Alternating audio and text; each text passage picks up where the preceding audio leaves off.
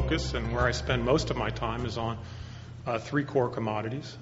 It's on PET plastics, aluminum, and then within that fountain platform, we use some refillable stainless steel tanks, but largely depend on what's called bag and box.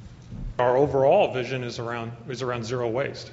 It's around eliminating activities that don't deliver value throughout the entire life cycle of the package. And the way we do that is through life cycle considerations. Many of you are probably aware that we've been doing life cycle studies since 1969. It's not something that's new to the Coca-Cola company. In fact, it's a tool that has really crafted and have guided our decision making for all those years moving forward. When we look at packaging, it first and foremost starts with understanding what does the consumer want?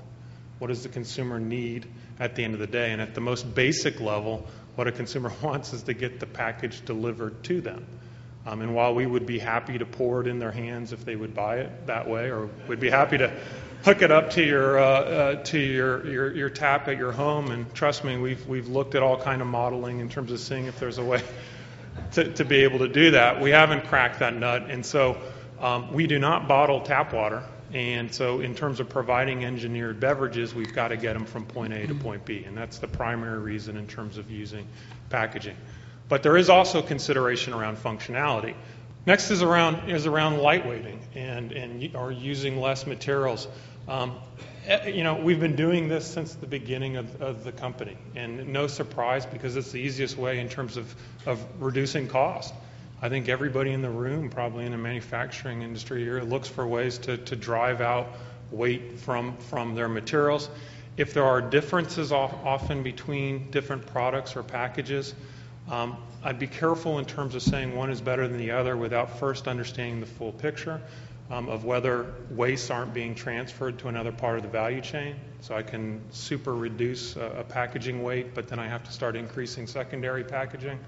I'd be careful to make sure that we remain mindful of product quality. And in the case of carbonation, when you buy a Coke, you want it to be carbonated. And there are some limitations today if you go to a super lightweight bottle in terms of retention within that carbonation. But clearly lightweighting plays an important role.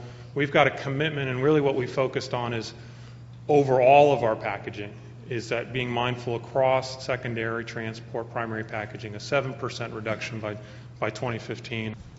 It is interesting these days with the attacks that take place on plastics. You would have thought that the war in Iraq was happily created by a plastic bottle at the end of the day, with how things end up getting reported into the media or some of the emotional responses to this issue. And yet we have got to get back to the science and the reality of understanding, from an efficiency and from an energy impact standpoint, plastics is a tremendous package. It's a tremendous package that actually is outperforming, arguably, some of the other commodities in terms of that I use quite regularly. Now, I'll go back and make sure I understand what the consumer wants in terms of driving my decision making, but it is definitely a mistake in terms of just looking at the material itself and defining that as to its energy impact.